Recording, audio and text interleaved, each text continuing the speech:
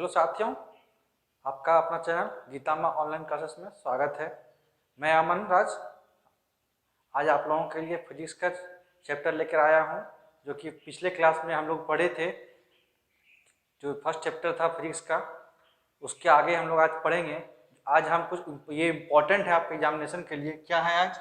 Laws of reflection of light. तो क्या laws है, इसको हम आपको डिस्क्राइब कर चुके हैं, मतलब बता चुके हैं, डिटेल बता चुके हैं। आज हम छोटा छोटा आपको स्टेटमेंट इसका लिखा देंगे, जो कि एग्जामिनेशन में आप डिटेल तो नहीं लिखेंगे जो आपको बताए हैं, तो क्या लिखना है उतना सा आपको हम बता देंगे। ये 3 मार्क्स का क्वेश्चन में आपका आएगा। तो चलिए वीडियो स्टार्ट करते हैं। वीडियो स्टार्ट करने से पहले आप लोगों से एक रिक्वेस्ट है कि आप हमारा चैनल को सब्सक्राइब कर ले और साथ में नोटिफिकेशन बेल ऑन कर ले। आप लोग को सब्सक्राइब करने हम इसलिए बोलते हैं ताकि इस तरह के और भी वीडियो जो आएंगे वो आप लोग तक सबसे पहले पहुंचे और आप लोग को आसानी हो देखने में, और देख के आप लोग को ही प्रॉफिट होगा, हम लोगों को नहीं होगा। और हाँ, हमारे मेहनत के लिए और हमारे जो भी काम करें अच्छा लगे, जो इसके लिए आप लोग हमारे चैनल हमारे वीडियो को लाइक कर ले, और हाँ अपने दोस्तों के साथ शेयर करें, और अपने रिलेटिव आस पड़ोस जितने जो भी मतलब जिसके बच्चे भी या फिर जिससे आप फ्रेंड वो 10th क्लास का एग्जाम दे रहे हैं जो कि 4 मई को होने वाला है, उसको शेयर कर दे ताकि आपको भी फायदा हो उसको भी फायदा हो। तो चलिए वीडियो स्टार्ट करते हैं, ठीक है। चलिए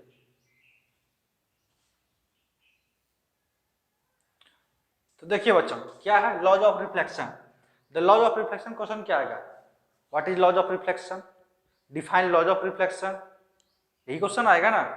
या कुछ भी दे देगा, लॉज ऑफ रिफ्लेक्शन लिखने के लिए आएगा तो उसमें आपको क्या है, लॉज ऑफ रिफ्लेक्शन, 2 रिफ्लेक्शन होता है ना, 2 लॉज होता है। फर्स्ट लॉ क्या है, सेकंड लॉ क्या है। तो फर्स्ट लॉ देखते हैं पहले क्या है। देखिए, तो जो क्वेश्चन आएगा उसको क्या करना है, कैसे लिखना है। सबसे पहले लिखना है the laws of reflection of light are given below, ये लिख दिए। अब इसका लॉज नीचे दिया हुआ है। सबसे पहले लिखेंगे first law. First law of reflection क्या है, अंडरलाइन कर देंगे। इसका होता है, डिफाइन करना है the incident ray, incident ray, ये जो रे है incident ray, the reflected ray, ये जो रिफ्लेक्टेड रे है जो इधर से निकला, एंड द नॉर्मल रे, ये जो रे है ये नॉर्मल है, at the point of incidence, इसी पॉइंट इसको बोलते हैं at the point of incidence, all lie in the same plane. ये तीनों का तीनों जो रे है ये एक ही पॉइंट पे लाई करता है, मतलब एक ही जगह पे ये तीनों रहता है, ठीक। तो आप बोलिएगा सर इसमें यूनिक क्या चीज है, आप तो बता दिए। अरे यूनिक कुछ नहीं है। देखिए, वही चीज ना पढ़ेंगे जो आपको बुक में दिया है, वही चीज ना आप लिखेंगे जिससे आपको नंबर मिले, या ऐसा कुछ है ABCD कुछ लिख देंगे आपको नंबर आ जाएगा। समझाएंगे हम आपको अलग तरीके से, लेकिन लिखना तो आपको बुक से ही ना बाबू। तो चलिए देखिए, इसमें बोलता है ना कि ये जो इंसिडेंट रे है और ये जो रिफ्लेक्टेड रे है और ये नॉर्मल, ये एक ही पॉइंट पे लाई करेगा, एक ही सेम प्लेन पे, और इसको हम लोग प्लेन बोलते हैं या फिर मिरर बोल सकते हैं, ठीक है ना। ठीक, अब देखिएगा बोलिएगा ये आई क्या है, आर क्या है। इसको बोलते हैं एंगल ऑफ इंसिडेंस, इसको बोलते हैं एंगल ऑफ रिफ्लेक्शन। अब सेकंड लॉ में देखते हैं। चलिए, आप लोग को सिर्फ ये स्टेटमेंट लिख देना है और कुछ नहीं करना है। देखिए सेकंड लॉ क्या बोलता है, सेकंड लॉ ऑफ रिफ्लेक्शन, ये लिख दिए। उसके बाद इसका स्टेटमेंट लिखना है the angle of reflection is always equal to the angle of incidence. मतलब इसमें बोल रहे हैं ना सेकंड लॉ में कि एंगल ऑफ रिफ्लेक्शन मतलब क्या कहते हैं, आर एंगल जो होता है और एंगल ऑफ इंसिडेंस वो हमेशा इक्वल रहेगा, ठीक है। तो मतलब ये हुआ that is angle I equal to angle R और angle of incidence equal to angle of reflection.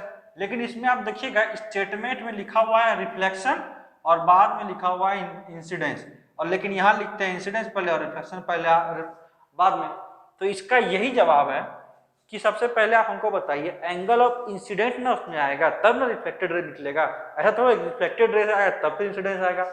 बोलते हैं कि हम लोग रिफ्लेक्शन रे के मतलब देखिए किसी से कंपेयर करते हैं, पहले इनपुट आता है तब आउटपुट आता है, तो आउटपुट को कंपेयर करते हैं इनपुट से, नहीं कि इनपुट को कंपेयर करते हैं आउटपुट से, ठीक है ना।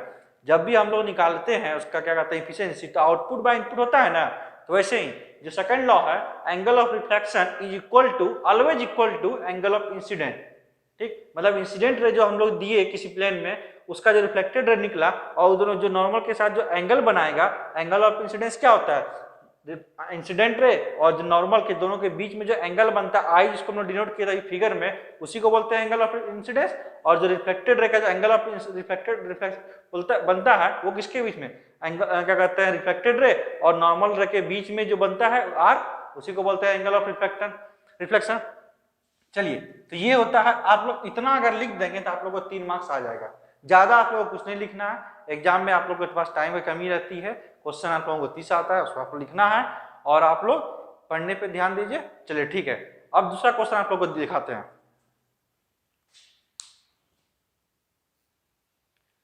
चलिए दोस्तों, तो आपका नेक्स्ट टॉपिक देखिए, अभी हम लोग पढ़ लिए लॉज ऑफ रिफ्लेक्शन पढ़ लिए, पिछले क्लास में हम लोग समझ लिए क्या होता है, अभी भी समझा दिए, इतना सफिशिएंट है आप लोग के समझने के लिए। अब हम लोग देखते हैं नेक्स्ट टॉपिक। टॉपिक क्या है? ऑब्जेक्ट और इमेज।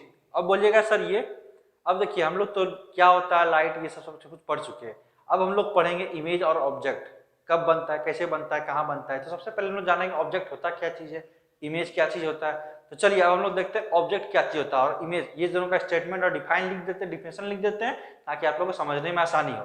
चलिए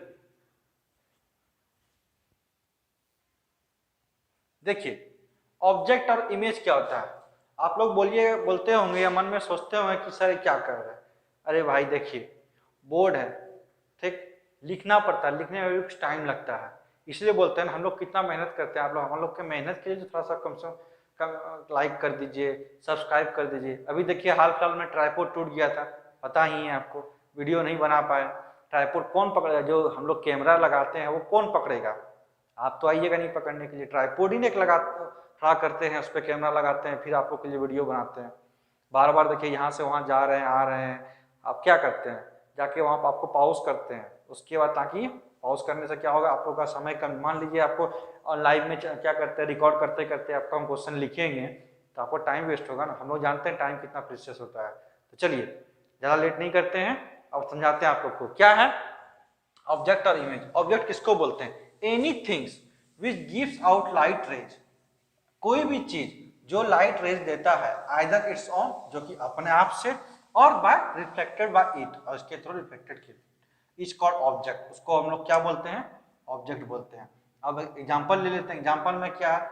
एक बल्ब है, टॉर्च है, सन है, कैंडल है, इटीसी। मतलब ये हुआ ना कि कोई भी ऐसा वस्तु जिससे लाइट निकले या फिर रिफ्लेक्टेड रे आए, उसी को बोलते हैं हम लोग ऑब्जेक्ट। अब आप बोल दीजिएगा सर एप्पल, एप्पल ऑब्जेक्ट है? नहीं है ना, है चमकीला वाला जिसमें कैंडल पॉलिश कर देते हैं वो बोल सकते हैं है, लेकिन वो नहीं उसको मान सकते।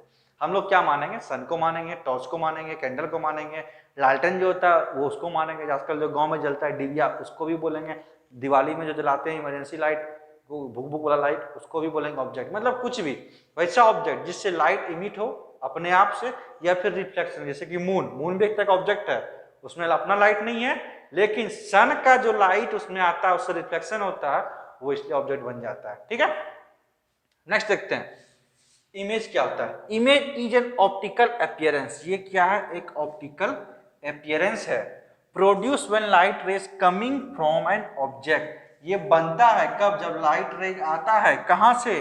From an object are reflected, जो कि ऑब्जेक्ट से रिफ्लेक्टेड हुआ ना, फ्रॉम ए मिरर, ठीक, और थ्रू ए लेंस, मतलब मिरर और लेंस के थ्रू जो ये क्या कहते हैं रिफ्लेक्टेड रे निकलता है, और उसका जो ऑप्टिकल एक अपीयरेंस, जैसे कि मान लीजिए हम शीशा में देख रहे हैं, उसमें मेरा फिगर बन रहा है ना, वो क्या एक तरह का लाइट रे से ही बन रहा है ना, तो उसको बोलते हैं इमेज हम लोग। चलिए अब हम लोग देखेंगे आगे कि इमेज कितने तरह के होते हैं। ऑब्जेक्ट तो कोई क्या होता है, या तो कोई छोटा ऑब्जेक्ट हो सकता है या बड़ा हो सकता है, उसको बताना नहीं है, बट इमेज में हम लोग बता सकते हैं इमेज में क्या है। इमेज भी दो प्रकार का होता है, एक होता है वर्चुअल इमेज और एक होता है दूसरा रियल इमेज। अब बोलिएगा वर्चुअल क्या था? वर्चुअल का मीनिंग होता है मतलब ऐसा इमेज जिसको हम लोग स्क्रीन पे नहीं दिखा सकते हैं, वैसा इमेज को हम लोग बोलते हैं वर्चुअल इमेज। और रियल इमेज वैसा इमेज जिसको हम लोग स्क्रीन पे दिखा सकते हैं, मतलब शो ऑफ कर सकते हैं, उसको बोलते हैं रियल इमेज। इसलिए नाम से नहीं देखने लग रहा है वर्चुअल और रियल, वर्चुअल मतलब झूठा, रियल मतलब सच्चा, समझने के लिए है। चलिए तो चलिए देखते हैं अब रियल इमेज क्या होता है। रियल इमेज और वर्चुअल इमेज, सिंपल लैंग्वेज, देहाती लैंग्वेज, आम भाषा या लोकल बोलचाल की भाषा में क्या बोलते हैं? रियल मतलब जो कि सच्चा इमेज बोलते हैं, सीधी सी बात है। वर्चुअल झूठा इमेज, ठीक है ना, एक तरह का इल्यूजन होता है वर्चुअल इमेज, मतलब माया है और कुछ नहीं, सब मोह माया है, इस दुनिया में कुछ नहीं रखा है, सब मोह माया है, ठीक है ना। चलिए देखिए रियल इमेज, रियल इमेज क्या होता है? The image which can be obtained on A screen is called real image. मतलब वैसा इमेज जिसको हम लोग स्क्रीन में उतार सकते हैं, ला सकते हैं, उसको बोलते हैं रियल इमेज। अब बोलिए कौन सा? The image form on A cinema screen is an example of real image. जो हम लोग सिनेमा देखते हैं उसमें जो इमेज बनता है वो है रियल इमेज। प्रोजेक्टर देखे हैं ना, प्रोजेक्टर जो लगाते हैं हम लोग, वो किसी पर्दा पे या किसी चीज पे इमेज बनाता है, उसको बोलते हैं रियल इमेज। अब चलिए देखते हैं वर्चुअल इमेज। वर्चुअल इमेज क्या है? The image which can not be obtained, इसमें कैन नॉट लगाना है, इसमें कैन है, ठीक है। Can not be obtained on A screen is called virtual image. मतलब है कुछ नई डिफिनेशन याद की, दूसरा याद हो जाएगा। पहला वाला में ऑब्टेन कर सकते हैं स्क्रीन में, दूसरा वाला में नहीं कर सकते हैं, ठीक। ये रियल है, ये अनरियल है। वर्चुअल झूठा है, मतलब ये सच्चा है, ये झूठा है, ठीक है ना। अब virtual image can be seen only by looking into a mirror. जब ये ला नहीं सकते हैं तो इसमें देखेंगे कहाँ इमेज को? इसको हम लोग सिर्फ और सिर्फ मिरर और लेंस में ही देख सकते हैं। अब बोलिएगा सर इमेज है, बिना देखे कैसे मान लेंगे? भाई कहीं तो देखेंगे ना, तो उसको या तो मिरर में देखेंगे या फिर लेंस में देख सकते हैं, स्क्रीन पे नहीं देख सकते हैं। The image of our face on a plane mirror is an example of virtual image. ये हम लोग जो शीशा देखते हैं प्लेन मिरर में ही फेस देखते हैं, उसमें जो अपना चेहरा देखते हैं वो एक तरह का वर्चुअल इमेज है। हम लोग जैसे हटेंगे इमेज गायब, इसीलिए बोलते हैं झूठा इमेज। चलिए तो आज का वीडियो यहीं पे हम लोग स्टॉप करते हैं। नेक्स्ट क्लास में हम लोग पढ़ेंगे इमेज फॉर्मेशन का, लेंस में पढ़ेंगे, मिरर में पढ़ेंगे, ठीक। तो आप लोग क्लास आना नहीं भूलिएगा। कल क्लास लेंगे आप लोगों का और उसमें ये बताएंगे। तो वीडियो स्टॉप करने से पहले आप लोगों से रिक्वेस्ट है, आप हमारे चैनल को सब्सक्राइब कर ले। सब्सक्राइब करने से क्या प्रॉफिट होगा? कल जो हम वीडियो डालेंगे वो आप लोग तक पहुंच जाएगा, ठीक है ना। चलिए, और हम लोग का मेहनत तो आप देखिए ना, कितना बार अब इधर से उधर जाना पड़ता है। इसके लिए एक लाइक कर दिया कीजिए, नहीं अच्छा लगता है डिसलाइक कर दीजिए, बट लेकिन बता दीजिए कि क्या परेशानी हुई, आप लोगों को क्या दिक्कत आई, ताकि उसको हम लोग और सॉर्ट आउट कर सके। चलिए, जाने से पहले आप लोग से रिक्वेस्ट, चैनल को सब्सक्राइब कर ले, अपने दोस्तों के साथ शेयर करें और हमारे वीडियो को लाइक करें। धन्यवाद। जय हिंद, जय भारत।